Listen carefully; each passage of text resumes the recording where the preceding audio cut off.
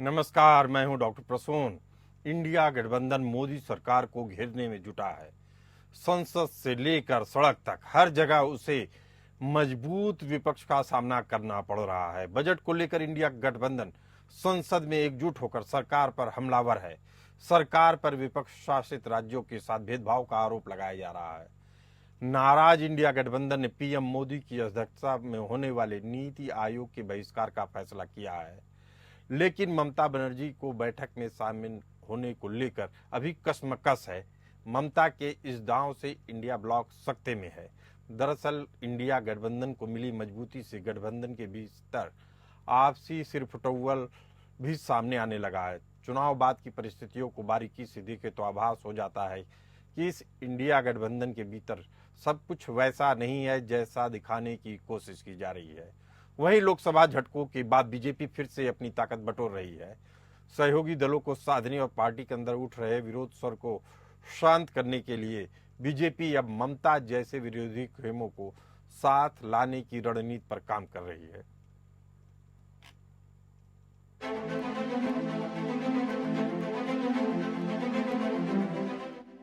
लोकसभा चुनाव के बाद से देश का राजनीतिक माहौल बदला हुआ है। संसद से लेकर सड़क तक हर जगह उसे मजबूत विपक्ष का सामना करना पड़ रहा है। संसद में गुरुवार को 5वें दिन भी विपक्ष ने हंगामा किया। बजट को लेकर इंडिया गठबंधन सरकार पर हमलावर है।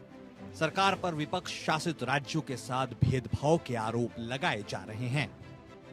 संसद के दोनों सदनों में विपक्ष इस कदर हमलावर है कि लोकसभा स्पीकर को सदन की कार्यवाही चलाने में दिक्कत हो रही है। गुरुवार को विपक्षी सांसदों के हंगामे पर स्पीकर ने चेतावनी दी है कि सदन में मर्यादा में रहें, संसदीय परंपराओं का पालन करें, सदन की गरिमा बनाए रखें, आसन को चुनौती देने का काम नहीं करें। वहीं संसदीय कार्य मंत्री किरण रिजिजू ने विपक्ष पर हमला बोला है। उन्होंने कहा है कि बजट पर विपक्ष पीएम मोदी को गाली दे रहा है। विपक्ष के लोग बजट पर बात नहीं कर रहे हैं, सिर्फ राजनीति कर रहे हैं। ये लोकतंत्र के लिए ठीक नहीं है। जनता का जनादेश को अपमान किया है और प्रधानमंत्री जी को गाली देने का काम विपक्ष के लोगों ने किया है। विपक्ष के लोगों ने एक भी बजट में जो अच्छा प्रावधान है इसका बारे में जिक्र नहीं करते हुए सिर्फ गाली देने का काम किया है। अगर सही समय में विपक्ष के लोगों का समझ में नहीं आया तो जनता पनिशमेंट देंगे उसको। सरकार चलाने के लिए मोदी जी को तीसरे टर्म भारत के लोगों ने दिया है। हम अपने आप सत्ता में नहीं आया। दरअसल विपक्ष की बढ़ी ताकत ने इस बार मोदी सरकार को परेशान कर रखा है। संसद और संसद के बाहर भी इंडिया ब्लॉक में एकजुटता दिख रही है। इंडिया ब्लॉक की ताकत में भी इजाफा हो रहा है। कई निर्दलीय भी इस गठबंधन में शामिल हो चुके हैं। अब तो जगन मोहन रेड्डी भी इंडिया कुनबे में शामिल हो सकते हैं। लेकिन इंडिया गठबंधन को मिली इस मजबूती से गठबंधन के भीतर आपसी सिरफुटौल भी सामने आने लगा है।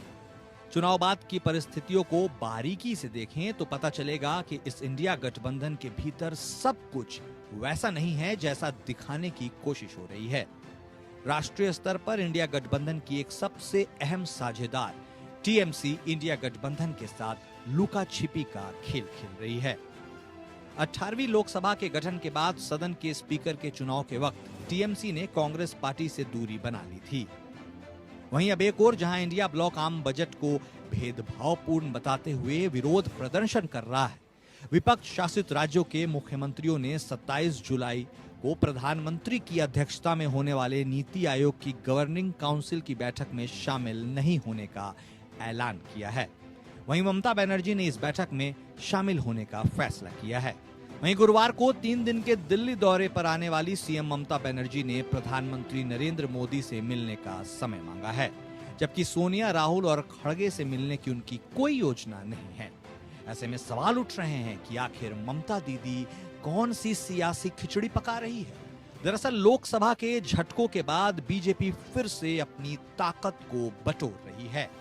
सहयोगी दलों को साधने और पार्टी के अंदर उठ रहे विरोधी स्वर को शांत करने के साथ बीजेपी अब विरोधी खेमे में फूट डालने की जुगत में है।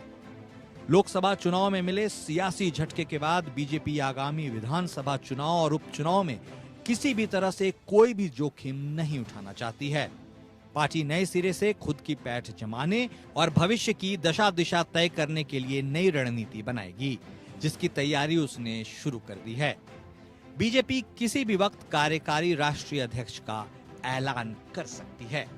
वहीं 1 अगस्त से बीजेपी अपने सदस्यता अभियान की शुरुआत करेगी।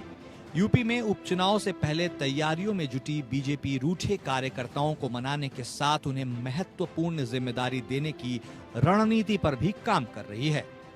साफ है, इंडिया ब्लॉक और एनडीए दोनों खेमे में आगे की रणनीति बननी शुरू हो गई है। अब देखना है कि दोनों आने वाले चुनावों में जनता को कितना साथ पाते हैं। Bureau report, APN news.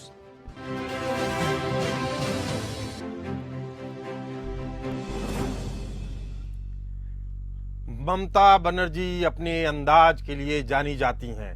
Mamata Banerjee ने आज दिल्ली आने वाली थी, 3 दिवसीय उनका दिल्ली दौरा था, लेकिन आज वो नहीं आए हैं। उन्होंने अपना दौरा कैंसिल कर दिया है। हालांकि बंगाल के राज्य सचिवालय की माने तो ममता बनर्जी शुक्रवार को दिल्ली जा सकती हैं और शनिवार को नीति आयोग के कार्यक्रम में भाग ले सकती हैं। लेकिन अभी बड़ी खबर यही आ रही है कि आज आने वाली थी दिल्ली ममता बनर्जी, लेकिन उन्होंने अपना दौरा रद्द कर दिया है। इसके साथ ही एक और बड़ी खबर आ रही है। हालांकि दोनों को क्या जुड़ाव है इसका फैसला आप कर सकते हैं कि पश्चिम बंगाल के भाजपा इकाई के अध्यक्ष सुकांत मजूमदार ने बंगाल में उत्तरी हिस्सों को उत्तर पूर्व क्षेत्र में शामिल किए जाने का आग्रह किया है प्रधानमंत्री से।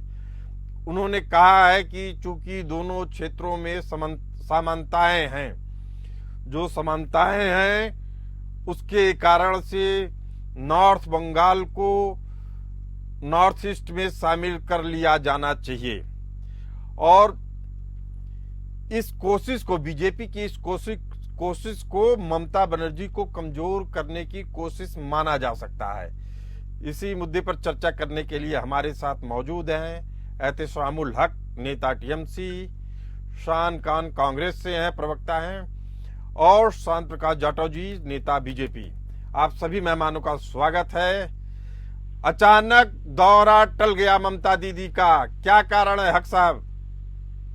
देखिए, हमारे मुख्यमंत्री ममता बनर्जी आज की जो बात थी जाने की, वो कल का उनका शेड्यूल है, ठीक है, जाने का, और वो समझ लीजिए नीति आयोग की मीटिंग में समझ लिए वो परसों अटेंड करेंगी और उनका टला नहीं है, वो जा रही हैं अपने बात, अपने पक्ष की जो भी हमारे रियासत मगरबी बंगाल का समझ लीजिए जो भी चीजें हैं उसको पूरा लेकर करके वहां पर अपनी बात रखेंगे और समझ लिए वो जा रही हैं। और कोई जिस तरह से आप जो अभी कहा कि सुकांत मजूमदार जो है नॉर्थ बंगाल को अलग करने की कोशिश उनकी कभी भी पूरी नहीं होगी। वो क्या है, भारतीय जनता पार्टी एक ऐसी पार्टी है हमेशा से समझ लिए मतलब विभाजन का, ताकि यहाँ पे हमारी स्थिति मजबूत रहे, उनको तोड़ना चाहती है, लेकिन वो अपने मकसद में कभी भी कामयाब नहीं हो पाएंगे। अब रहा देखिए, अभी कल का जो परिस्थिति था, जो बजट हुआ, ये समझ लिए कि हमारे बंगाल को इग्नोर किया गया। हमारे जो यहाँ के पैसा जो लेके जाते हैं 1,75,000 करोड़। अभी तक आप एकदम सही लाइन पे जा रहे थे। अब आप कह रहे हैं कि बजट में बंगाल को हिस्सा नहीं दिया गया। वित्त मंत्री ने साफ तौर पे राज्यसभा में कहा है कि जो भी पैसा पिछले बजट में अलॉट होता है उसको बंगाल में खर्च नहीं किया जाता। केंद्रीय योजनाओं को जमीन पे जगह नहीं दी जाती है।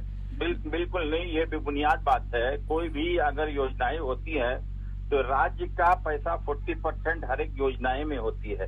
लेकिन सर आपको सोचना होगा कि हमारी जो राज्य से जो पैसा लेकर के जाते हैं 1,75,000 करोड़ रुपया जो हमारे राज्य से लेकर केंद्र हमें दे नहीं रही है, मुझे अपने ही पैसा भीख के तौर पर मांगना पड़ रहा है।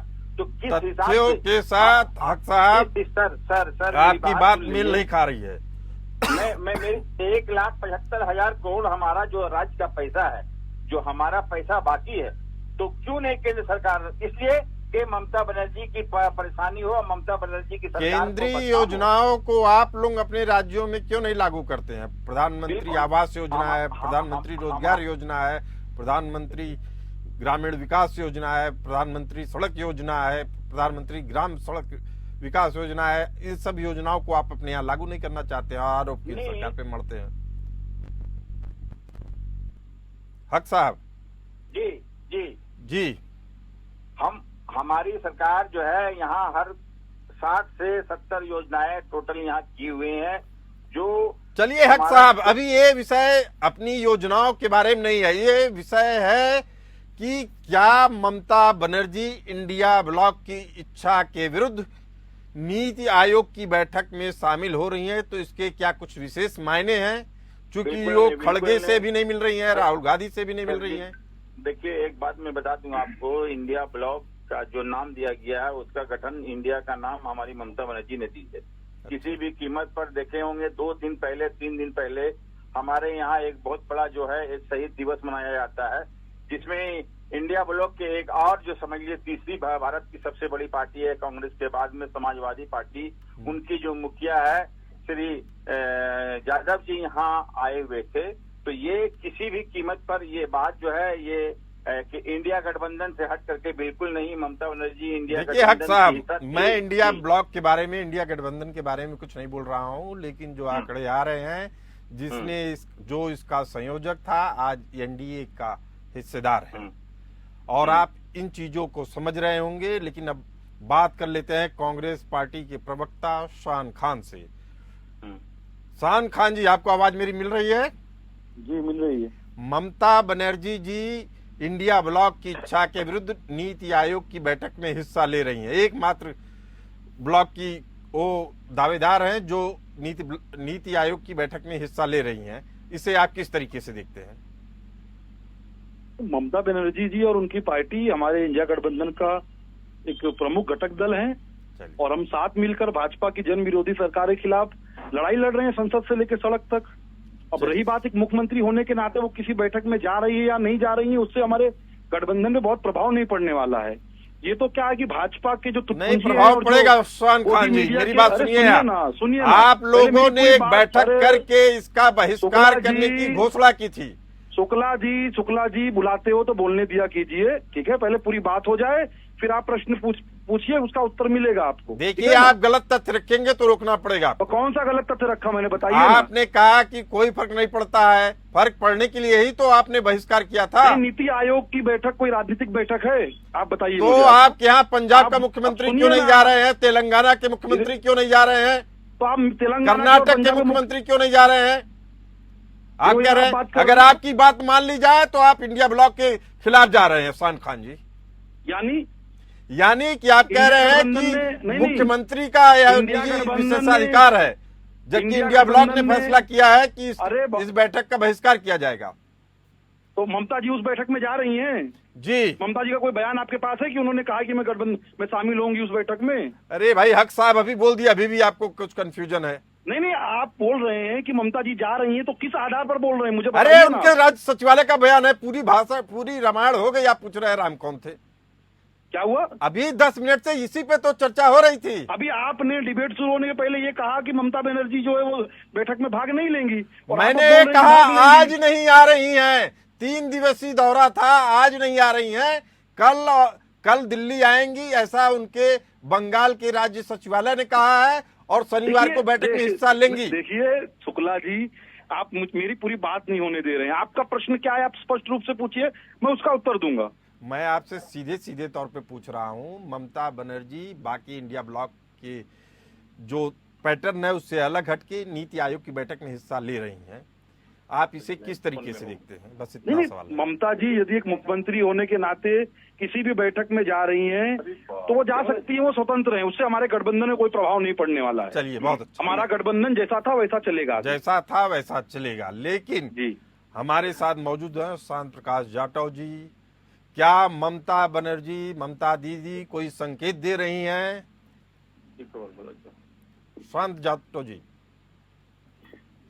देखिए क्या है, इंडिया अलायंस जो है या ब्लॉक जो भी कुछ इनके नामकरण हुए हैं, उसके जो घटक हैं वो मानसिक रूप से साथ नहीं है। जिस प्रकार से ममता जी की पार्टी नहीं आपका गठबंधन मानसिक रूप से शान साथ खान में जी है, ठीक पहले है ना? उनको अपनी नहीं, बात नहीं, पूरी करने नहीं, दीजिए। आप कावड़ शान खान जी आप बात पूरी करने दीजिए पहले उनको करते हैं उसका आपकी बात दोबारा सुनेंगे, लेकिन पहले बात पूरी होने गठबंधन दीजिए। साथ है, कावड़ यात्रा पे इनके घटक दलों ने शान विरोध खान जी दर्शाया की था, उस आवाज पर उत्तर देना ये पहले। नीचे करिए, शांत प्रकाश जाटव जी की आवाज ऊंची करिए। तो सही मायने में इनके जो घटक हैं वो मानसिक रूप से तैयार तो है नहीं। आपके मानसिक रूप से तैयार हैं। नहीं कावड़ यात्रा में जो आपने आदेश जारी किया था उस पर आपके घटक दलों ने असहमति दर्शाई थी, तो क्या आपका गठबंधन एकजुट है? क्यों उन्होंने असहमति दर्शाई थी, बताइए ना पहले शांत जाटव जी। अब मैं बोलूं? जी जी, किस पर बोलूं? कावड़ विषय कावड़ का है या ये जो नीति आयोग में जो आने वाला है उस पर है? नीति आयोग में जो आने वाले हैं उसी पे बोल दीजिए। ठीक है, तो इनफैक्ट क्या है कि ये जो घटक हैं इनके साथी, इनका मानसिक रूप से प्रिपेयर नहीं है कि हम इस घटक के साथ में कैसे चलें। दरअसल कहानी क्या है कि इसमें दो बड़े घटक हैं, अखिलेश जी और ममता जी, ये अपने अपने प्रदेशों के बहुत मजबूत खिलाड़ी हैं और ममता बनर्जी मुख्यमंत्री हैं। अखिलेश जी भी महसूस कर रहे हैं कि कहीं मेरी से गलती तो नहीं होगी कि मैंने इनके लिए रास्ता तैयार कर दिया, और ममता जी ने तो उनको बिल्कुल रास्ता दिया ही नहीं। तो स्वाभाविक बात है वो किसी भी रूप में कांग्रेस को वो रास्ता नहीं देंगी जिससे कि कांग्रेस दोबारा मजबूत हो और इनकी जो पार्टियां हैं, क्षेत्रीय पार्टियां, वो कमजोर हो। ममता जी ने अपने प्रदेश की प्रगति के हेतु से नीति आयोग की जो बैठक है उसमें शामिल होना तय किया है, और वो साफ स्पष्ट दिखाता है कि मैं इंडिया अलायंस के द्वारा उठाए जा रहे जो भी सरकार विरोधी कदम है उसमें मेरा कोई योगदान नहीं है। चलिए ठीक और है। नीति आयोग की बैठक में जिस तरीके से वो आ रही है, उन्होंने अपनी सहमति दी है, तो मैं ये मान करके चलता हूँ कि वो वहां पर अपने प्रदेश का पक्ष रखते हुए प्रदेश का पक्ष रखेंगी, लेकिन शांत वो जो प्रकाश है, जाटव जो जी भी बड़ा योजना है, सवाल उसका है लाभ मिल सके, उसके कि लिए बंगाल के प्रधानमंत्री के प्रदेश सामने वो अध्यक्ष बात करती है। सुकांत मजूमदार कह रहे हैं कि बंगाल को बांट देना चाहिए, नॉर्थ ब्लॉक को। भारत की सत्ता में गठबंधन का दौर है। हर गठबंधन अपनी अपनी ओर एक एक दल को लाने में कमर तोड़ मेहनत कर रहे हैं। इसी पर चर्चा के लिए हमारे साथ मौजूद हैं शांत प्रकाश जाटव जी, नेता बीजेपी, शान खान, प्रवक्ता कांग्रेस, और भुवन भास्कर जोशी जी, जो समाजवादी पार्टी के प्रवक्ता हैं। भुवन भास्कर जोशी जी देर से जुड़ रहे हैं, इसलिए उनको अपडेट कर दूं कि नीति आयोग की बैठक में ममता बनर्जी केवल शामिल हो रही हैं, वो भी आपके नेता अखिलेश यादव जी की पूरी कोशिश के बावजूद वो ज्वाइन कर रही हैं। अखिलेश यादव जी ने बढ़ चढ़कर YSR CP के जो अध्यक्ष हैं जगन मोहन रेड्डी जी, उनके साथ भी उन्होंने काफी अच्छा तालमेल बैठाया है, लेकिन दोनों नेताओं के ऊपर अभी भी दांव लगाना इंडिया ब्लॉक के बस की बात नहीं है। कारण यह है कि दोनों ने अभी अपने पत्ते नहीं खोले हैं। भुवन भास्कर जोशी जी, क्या इसे अखिलेश यादव जी की विफलता मानेंगे या इंडिया ब्लॉक की? देखिए, हम इतना कहना चाहते हैं, आदरणीय ममता जी का और आदरणीय अखिलेश यादव जी का एक बहुत ही सम्मान पूर्वक रिश्ता पूरा देश जानता है। निश्चित तौर पे जब भी माननीय ममता जी ने माननीय अखिलेश यादव जी को बुलाया, वो बंगाल गए हैं, और जब भी माननीय अखिलेश यादव जी ने माननीय ममता जी को बुलाया है, वो उत्तर प्रदेश भी आई है जी। और अभी जो चुनाव हुआ था 2024 में, आपको पता होगा, उत्तर प्रदेश की भदोही सीट से तृणमूल कांग्रेस का कैंडिडेट खड़ा हुआ था जी। हम इसको इस तरह से नहीं देख पाते। हमें लगता है निश्चित तौर पे एक मुख्यमंत्री की हैसियत से हो सकता है उनके कोई इशू हो गए होंगे, और निश्चित तौर पे जो उनका सम्मान माननीय जी करते हैं और अखिलेश जी करते हैं और माननीय ममता जी करते हैं, वो विषय अलग है। हम इसको इस परिप्रेक्ष्य में नहीं जोड़ पाते। तो इसे किस परिप्रेक्ष्य में जोड़ते हैं जोशी साहब? देखिए, वो वहाँ की सीएम है, उनके कोई इश्यूज होंगे, कोई विषय होगा, वो उसके तहत जा रही होंगे, वो अलग विषय है। लेकिन वो माननीय अखिलेश यादव जी का और उनका अच्छा, इतना कंफर्म कर दीजिए, जगन मोहन रेड्डी जी आपके साथ आ रहे हैं या नहीं आ रहे हैं? देखिए, माननीय अखिलेश यादव जी ने कहा था कि जो समाजवादी लोग हैं वो निश्चित तौर पर इंडिया गठबंधन को सबको जोड़ने का प्रयास करेंगे। और माननीय अखिलेश यादव जी ने पहले भी, जब भी ये प्रयास आदरणीय नीतीश जी के रूप में हुआ, उसके बाद जब खड़गे जी के रूप में हुआ, जब भी, और माननीय ममता जी के रूप में हुआ, लेकिन बीच बीच में धोखा मिलता रहा। नीतीश जी चले गए एनडीए की तरफ दोबारा, ममता जी ने इंडिया ब्लॉक की इच्छा के विरुद्ध नीति आयोग की बैठक में हिस्सा ले रही हैं। समझ पा रहे नहीं समझ पा रहे। उन्होंने कहा था कि इंडिया गठबंधन के लिए जो विपक्षी एकता के लिए प्रयास करेगा उसमें समाजवादी पार्टी सबसे आगे दिखाई देगी। चलिए ठीक है, उनके प्रयास की हम सराहना करते हैं, लेकिन इंडिया ब्लॉक जिस तरीके से एकजुट दिखना चाहिए उसमें कहीं ना कहीं कमी रह जा रही है। शान खान हमारे साथ हैं। शान खान जी, जगन मोहन रेड्डी को इंडिया ब्लॉक के सारे दल खुले हाथ से स्वागत कर रहे हैं, लेकिन कांग्रेस ने जगन मोहन रेड्डी से दूरी बना के रखी है। बताया जा रहा है उनकी बहन को उन्होंने आंध्र का प्रदेश अध्यक्ष बना दिया था, जिसके कारण से मनमुटाव देखा जा रहा है। और जगन मोहन रेड्डी के संबंध में बीजेपी के शीर्ष नेताओं से बेहतर बताए जा रहे हैं। तो क्या आप चांस नहीं लेना चाहते हैं, या अभी भी इंडिया ब्लॉक के दल अपनी अपने हिसाब से, अपनी सहूलियत के हिसाब से राजनीति कर रहे हैं? शान खान जी, देखिए, भारतीय जनता पार्टी जिस प्रकार से देश को लूटने का काम कर रही है, जिस प्रकार से इस देश में पूंजीवाद को बढ़ावा दे रही है और चंद उद्योगपतियों, धन्ना सेठों की चाकरी करने का काम कर रही है, ये देश के लोकतंत्र, संविधान और देश की सार्वजनिक संपत्तियों को बचाने की लड़ाई है। ये देश के गरीबों और कैसे लड़ाई लड़ेंगे? जगन मोहन रेड्डी पे पूछ रहा हूँ आपसे सवाल। शुक्ला जी, आप मुझे बोलने देंगे या बीच बीच में टोका टोकी करते रहेंगे? समय की कमी है, जगन मोहन रेड्डी पे आप अपना बयान दे दीजिए। यदि नहीं, आप ही को बोलना। शान खान जी, आपसे मैं जगन मोहन रेड्डी का पूछूंगा, आप देश के उद्योगपतियों की चर्चा करेंगे, ऐसे डिबेट नहीं चलती है। पूरी होने देंगे आप? मेरी बात नहीं पूरी होने देना है आपको। नहीं, चलिए आप बोलिए। आप बीच में टोक टोक कर रहे हो। अरे आप पूरी बात तो होने दो जी, बोलिए। बोलूं, बीच में बोलोगे तो नहीं ना आप? अरे आप जगन मोहन रेड्डी बता दीजिए, बाकी ढंग से डिबेट करना हो तो बुलाया कीजिए, वरना यदि एजेंडा चलाना हो ना भारतीय जनता पार्टी का तो मत बुलाया कीजिए। शान खान जी, एजेंडा आप चला रहे भारतीय जनता पार्टी का। पूछ रहा हूँ जगन मोहन रेड्डी के बारे में, आपको अपनी पार्टी का स्टैंड नहीं मालूम है? चले आ रहे हैं आप और कह रहे हैं कि मैं बीजेपी का एजेंडा चला रहा हूँ। आपको मैं पूछ रहा हूँ, जगन मोहन रेड्डी के बारे में बोलिए। आपकी पूरी कलाई खोल दूंगा अभी मैं। आप मेरी पूरी कलाई खोल दीजिए। शान खान, मैं आपसे कह रहा हूँ, आप मेरी पूरी कलाई खोल दीजिए, लेकिन जगन मोहन रेड्डी पे बोल दीजिए। जगन मोहन रेड्डी पे बोलिए पहले। अभी आपकी पूरी कलाई खोल दीजिए, लेकिन जगन मोहन रेड्डी पे बोलिए। आप जो पत्रकारिता हो रही है, पूरी कलाई खोलूंगा अभी मैं। पूरी कलाई खोलिए, लेकिन जगन मोहन रेड्डी पे बोलिए। नहीं, डिबेट चलाना आता तो डिबेट करा। जगन मोहन रेड्डी पे बोलना है या नहीं आपको? क्या हुआ? जगन मोहन रेड्डी पे बोलना है आपको? मुझे आप बोलने देंगे या नहीं बोलने देंगे? आप बोलिए। आप मुझे बोलिए। तो क्यों बीच में टोका टोकी आप करते रहते हो? जंग से बोलना शुरू करता हो, बीच में घुस जाते हो आकर। भाजपा प्रवक्ता को बड़ा आनंद आता है उनको सुनने में। आप बोलेंगे या नहीं शान खान जगन मोहन रेड्डी पे? क्या हुआ? जगन मोहन रेड्डी बोलिए, आप अब क्या कहना चाह रहे हैं? क्या बोलूं? जगन मोहन रेड्डी पे किस प्रकार का उत्तर चाहिए आपको? जब मैं बोल रहा हूं तो आप बीच में टोक दे रहे हो, फिर बोलते बोलिए। क्या बोलूं, बताइए किस प्रकार का उत्तर चाहिए? मैं हाँ ना में आपको उत्तर दूं, केवल यस नो बोलूं आपको मैं? चलिए, शान खान इस मुद्दे पे चर्चा नहीं करना चाह रहे हैं। आपको हम फिर बता दें अपने दर्शकों को कि कांग्रेस ने वाईएस शर्मिला को आंध्र प्रदेश अध्यक्ष बनाया था, जो जगन मोहन रेड्डी की बहन है, जिसके कारण से नाराजगी दिखती है। दिखाई पड़ रही है। शांत जाटव जी, ये दोनों नेता ममता बनर्जी और वाईएसआरसीपी के जगन मोहन रेड्डी जी भले से थोड़ा असमंजस में हैं, लेकिन आपकी तरफ आते नहीं दिख रहे हैं।